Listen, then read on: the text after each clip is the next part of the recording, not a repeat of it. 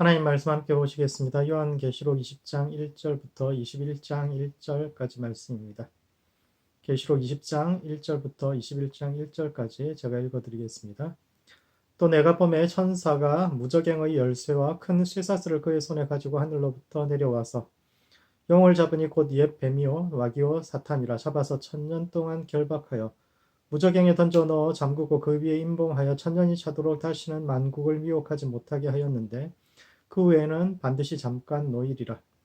또 내가 보좌들을 보니 거기에 앉은 자들이 있어 심판하는 권세를 받았더라. 또 내가 보니 예수를 증언함과 하나님의 말씀 때문에 목배임을 당한 자들의 영혼들과 또 짐승과 그의 우상에게 경배하지 아니하고 그들의 이마와 손에 그의 표를 받지 아니한 자들이 살아서 그리스도와 더불어 1000년 동안 왕노릇하리니 그 나머지 죽은 자들은 그 1000년이 차기까지 살지 못하더라. 이는 첫째 부활이라.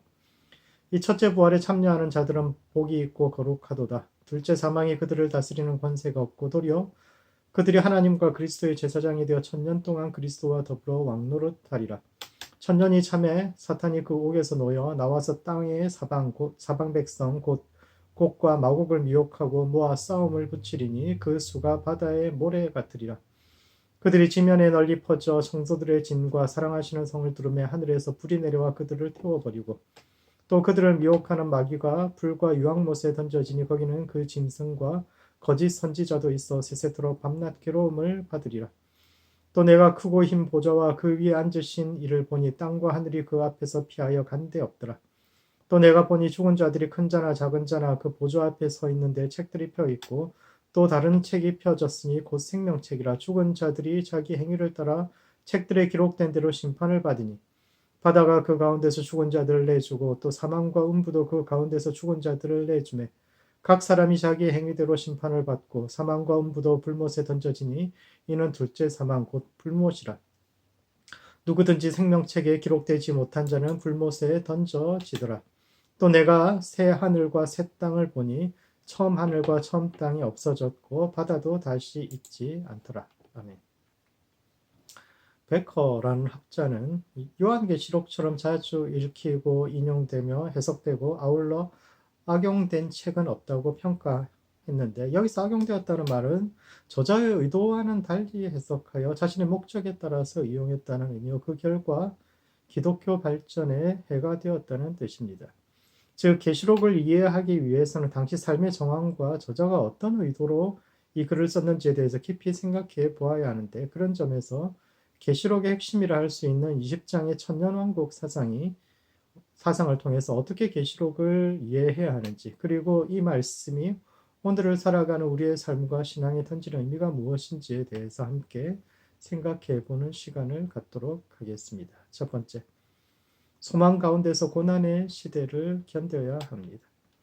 계시록 20장에는 종말에 일어날 일들의 순서가 기록되어 있는데 먼저 천사가 사탄을 사로잡아서 무저갱에 집어넣은 후에 순교한 이들과 박해 속에서도 믿음을 지켰던 이들이 그리스도와 더불어 1000년 동안 다스리며 그 후에 사탄이 잠시 옥에서 풀려나 자신의 군대를 모아 전쟁을 벌이지만 곧 패배하고 이후 모든 사람들이 일어나 심판을 받으며 그때 죽음과 지옥 역시 불못에 던져져 소멸되고 마침내 이 땅에 새하늘과 새 땅이 임한다는 것인데 이는 첫 번째, 계시록 종말론의 특징은 2단계 종말과 중간 상태로서의 천년왕국이 등장한다라는 것입니다. 일반적으로 종말하면 예수님께서 재림하셔서 최후 심판하는 것으로 끝난다 이렇게 생각을 하지만 계시록의 종말론은 첫째 사망과 둘째 사망, 첫째 부활과 둘째 부활, 첫째 전쟁과 둘째 전쟁 등으로 모든 것이 2단계로 구성되어 있다는 것과 최종적으로는 지옥마저도 사라진다라는 특징을 가지고 있습니다. 일반적으로 죄인들은 최후 심판 후에 지옥으로 던져져서 영원히 형벌받는 것으로 생각하지만 계시록 오늘 본문 끝에 보면은 사망과 음부, 죽음과 지옥 자체가 불못에 던져진다는데 불못이라는 것은 이제 모든 것을 소멸시키는 것이죠. 존재 자체가 소멸해 버리고 또 그 중간에 천년왕국이 존재하는데 천년왕국은 이 세상과 오는 세상의 특징이 함께 공존하는 상태입니다. 순교자들이 부활하고 고난 가운데서도 믿음을 잃지 않았던 이들이 지상에서 그리스도와 함께 다스리기는 하지만 아직 사탄의 세력이 완전히 소멸하지는 않은 잠정적인 휴전의 상태. 사탄은 지하에서 숨을 죽이고 있고 하나님의 백성은 지상에서 나름 행복한 시간을 보내지만 최후 결전이 아직 남아 있는 상태, 즉 옛 시대의 질서와 새로운 시대가 함께 공존하는 상태를 뜻합니다. 그리고 이 중간 상태로서의 천년왕국을 어떻게 이해하느냐에 따라서 계시록을 이해하는 관점이 달라지게 되죠. 일반적으로 계시록을 이해하는 방식이 두 가지 있습니다. 한 가지는 계시록을 세상 끝날 즉 종말의 시간표를 제시하는 예언으로 이해하는 것입니다. 계시록 혹은 묵시라는 말 자체가 이게 커튼을 열어서 비밀을 엿본다 이런 뜻인데, 미래의 커튼을 열어서 앞으로 일어날 그 비밀 사실을 살짝 엿본다라는 뜻인데, 역사의 그 세상의 종말에 일어날 일들을 가늠하기 위한 비밀스러운 책으로 이제 계시록을 해석하는 방식입니다. 그런 사람들은 대개 계시록 20장 4절 6절 오늘 읽었던 그 본문과 데살로니가 전서 4장 13절에서 18절 그리고 다니엘서 9장 등을 엮어서 종말의 시간표를 완성하는데, 그 이론의 핵심이 대개 마지막 때에 믿는 사람들이 먼저 휴거되어서 하늘에서 예수님을 영접하고 여기에 선택받지 못하고 이 땅에 남겨진 이등 신자들, 즉 덜 신실한 사람들은 이 땅에서 7년의 환란을 당하며 그 후에 예수님께서 재림하셔서 이 땅에 천년왕국이 이루어질 것이라고 주장합니다. 그 사람들은 성경 이곳저곳에 종말의 시간표에 대한 힌트가 숨겨져 있고 그 비밀을 알아차린 사람들, 즉 14만 4천 명만이 구원받을 수 있다라고 주장합니다. 그러나 이와는 반대로 계시록을 미래가 아니라 오히려 과거 사건에 대한 상징으로 이해하는 방식도 있습니다. 계시록의 수신자인 1세기 말 소아시아 성도들은 고난과 박해 가운데 있었습니다. 초대교회는 모든 사람이 하나님 앞에서 평등하다고 믿었는데, 이는 평등 사상이란 것 자체가 당시의 어떠한 사상보다도 위험한 사상이요.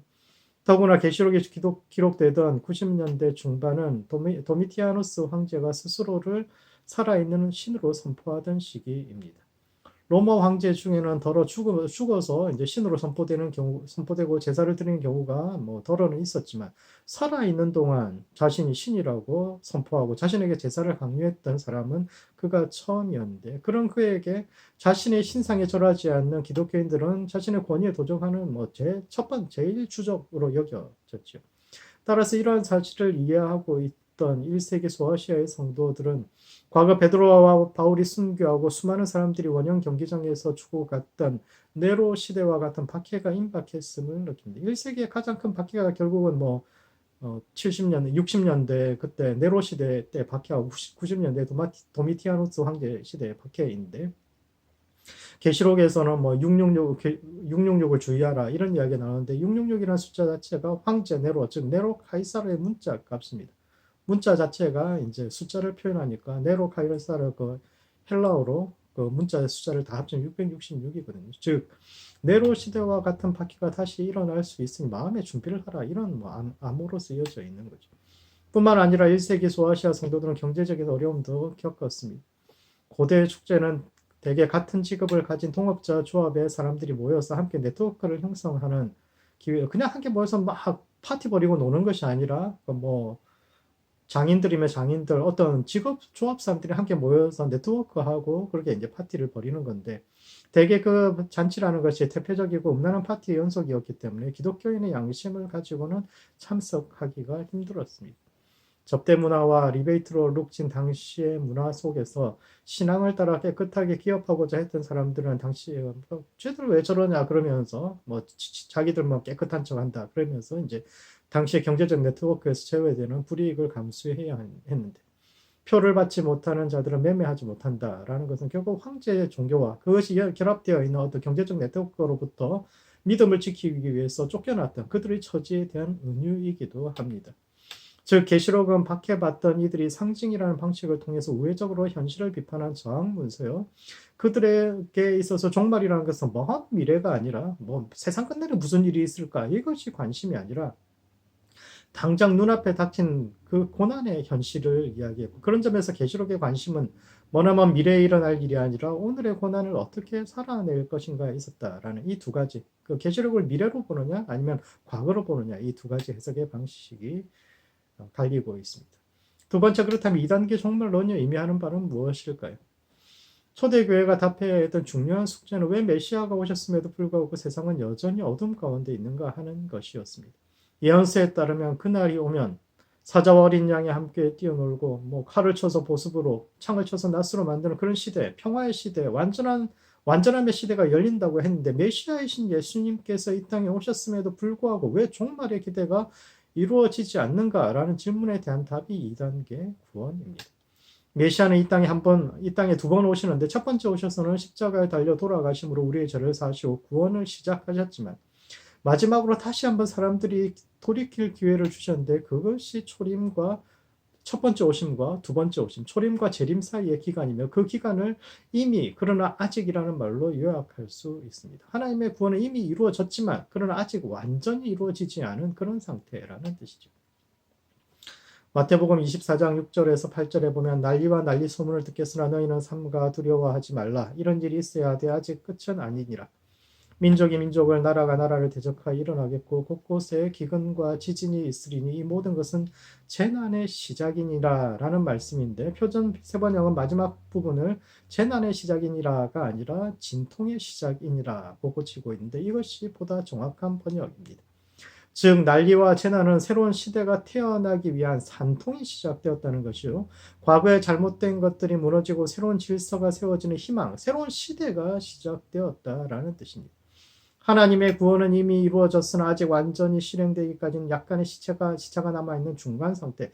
그것이 마지막 시대의 종말의 의미요. 우리는 그것을 말세라고 이야기합니다. 세상 사람들은 말세하면 세상 끝날이다. 혹은 볼 걸 못 볼 걸 다 보는 혼란의 시대라는 뜻이 있지만 그리스도인들에게 있어서 말세라는 말의 의미는 곧 이 말 하나님의 구원을 기다리는 중간 시대.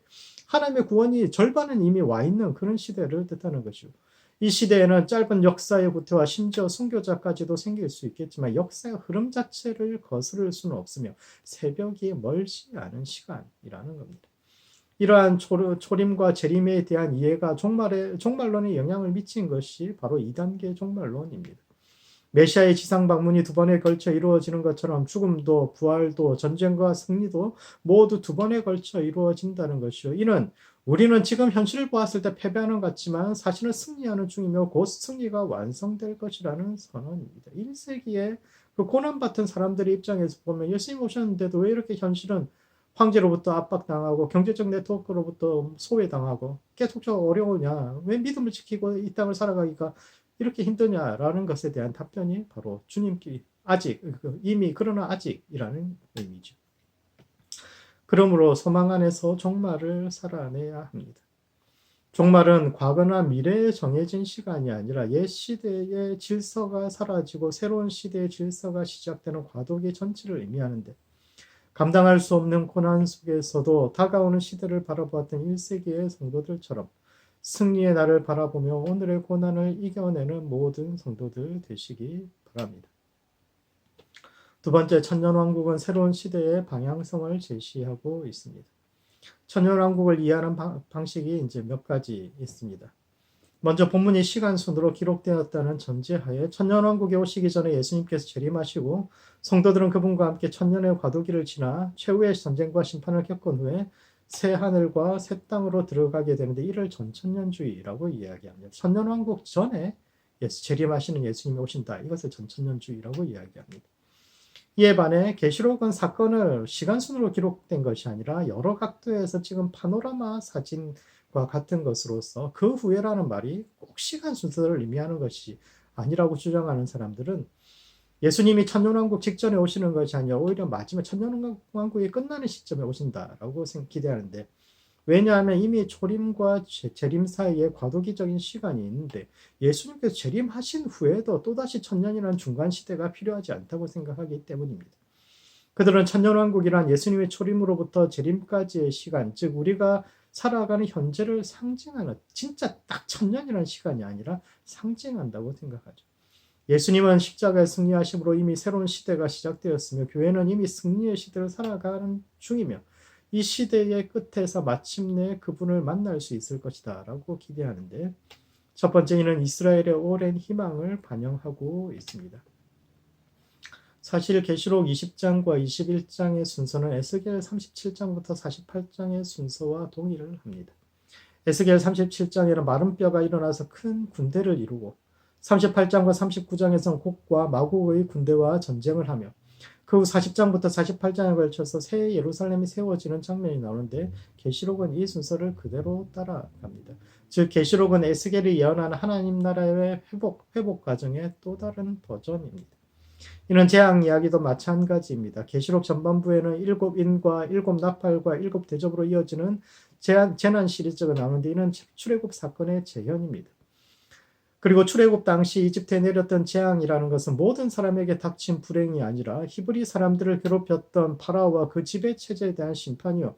이스라엘 백성들이 살았던 고센 지역은 보호받았던 것처럼 계시록의 재난 역시 무차별적으로 모든 사람들에게 임하는 것이 아니라 이 땅의 죄악에 대한 심판이요. 따라서 그 지배 체제와 거리를 두는 이들은 재앙을 피할 수 있다라는 이야기를 하는 겁니다. 계시록에 대한 가장 큰 오해가 여기에서부터 발생합니다. 일반적으로 재난과 종말을 동일시해서 쓰나미가 일어나고 지진이 일어나면 그 종말이다 이렇게 이야기하고 하는데 의인과 죄인의 구분 없이 무차별적으로 모든 사람들이 고통받는 것이 종말이다 생각하는데 그것은 하나님의 의와 심판이 사라진 메시지로 읽게 하는 것이고 그건 잘못된 해석이죠. 계시록은 이 세상은 더 이상 회생의 가능성이 없고 망해버릴 운명이기 때문에 우리가 할 일은 이 땅을 떠날 준비뿐이다 라고 이야기하고 있지 않습니다. 오히려 요한은 그렇게 자신을 미워하고 죽이려 했던 이 세상에 대한 연민과 긍휼을 이야기하고 있죠. 계시록 11장에 보면 이 땅에서 믿음을 지키다가 억울하게 죽는 두 증인에 관한 이야기가 나오는데 하늘이 그들의 죽음에 대해 분노하여서 이 땅을 심판할 때 성의 10분의 1이 무너지고 인구의 10분의 1이 죽는 장면이 나옵니다. 그런데 구약에서 일반적으로 의인의 억울한 죽음에 대한 심판은 성의 10분의 1이 무너지는 것이 아니라 10분의 9가 무너지는 것으로 표현되는데 10분의 1만 무너졌다라는 것은 그렇게 자신들을 미워하고 죽이려 하고 했던 그 세상에 대한 아직까지도 남아있는 연민과 그들을 향한 긍휼을 이야기하는 겁니다. 세상을 너무 미워하지 마라. 우리를 이렇게 괴롭히는 이 세상을 너무너무 미워하지 말고 오히려 그들을 위해서 기도해야 한다는 사상이 곳곳에 요한의 글 속에 숨겨져 있는 거죠. 두 번째 계시록은 반문화적 저항 문서로서의 성격을 가지고 있습니다. 성경은 대안적인 문화에 대해서 이야기하고 있습니다. 세상 역사라는 것이 대개 가진 사람들의 관점에서 기록된 것인데 성경은 처음부터 이 땅의 가장 낮은 곳에 거하는 사람들의 삶과 애환에 관심을 갖고 있습니다. 계시록 역시 마찬가지입니다. 혼란스러운 시대에 사회적으로, 정치, 경제적으로 고난당하며 어디 한 군데 마음 둘 곳 없던 사람들이 읽으면서 소망을 가졌던 책인데 그 소망이 과거 조상들도 동일하니까 역사로 이 책을 읽든지 과거 조상들도 이렇게 어려운 시간을 겪어왔으니까 너무 우리만 이렇게 힘든 것이 아니라 이 시간도 지나갈 것이다 라는 그런 것으로부터는 과거에 대한 해석으로부터는 위로이든지 아니면 앞으로 장차 다가올 새로운 세상에 대한 소망으로 그것을 읽든지 그들이 가졌던 공통적인 기대는 이 시대와 이 세상의 역사는 곧 끝이 나고 하나님의 새로운 시대가 임할 것이라는 소망에 있었습니다. 왜냐하면 하나님께서는 정의로운 분이니까. 이 세상을 만드신 그분이 그런 분이니까 그분이 회복하실 정의로운 세상에 대한 희망을 전달하는 책입니다. 그렇다면 오늘 우리는 어떤 방식으로 계시록을 읽어야 할까요? 14만 4천이라는 정해진 숫자에 들어가지 못하면 이 땅에서 환난을 겪게 된다고 주장하면서 마치 자신들이 구원을 결정할 수 있는 것처럼 해석하는 이들이나 666을 바코드나 최신 기술로 해석하는 음모론자들이나 특정한 날짜를 종말의 날이라 주장하면서 근거 없는 두려움을 주는 이들로부터 거리를 두어야 합니다.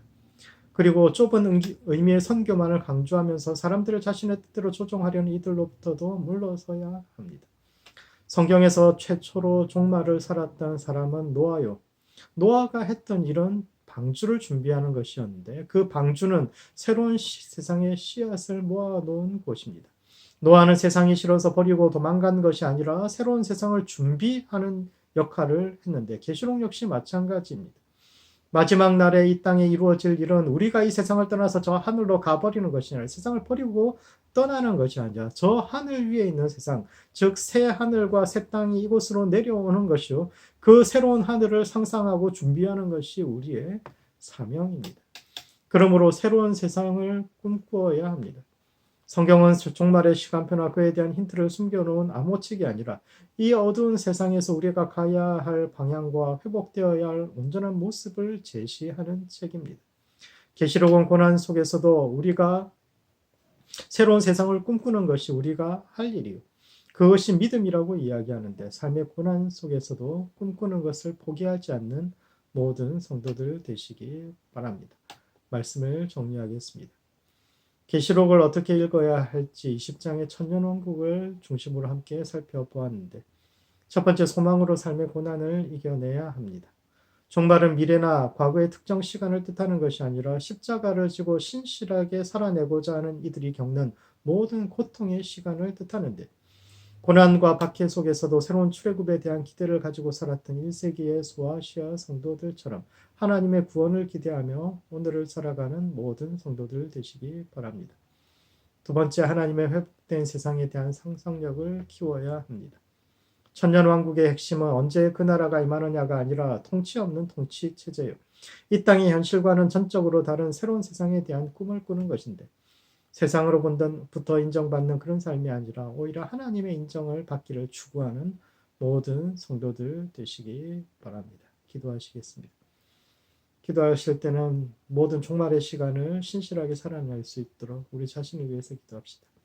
우리는 모두 종말을 살아가는 사람들입니다. 삶의 고난에 항복하지 않고 신실하게 소망을 가지고 우리의 인생을 살아낼 수 있도록 기도하시고 두 번째, 교회 안에 거룩한 상상력이 회복될 수 있도록 기도합시다. 많은 믿음의 선진들이 천년왕국에 대한 상상력을 바탕으로 자신들의 시대를 기억했는데 이 시대에도 거룩한 상상력을 발휘하여 시대와 세상을 변화시키는 성도들과 교회들이 일어날 수 있도록 시대와 세상을 위해서 우리 자신을 위해서 함께 기도하시겠습니다.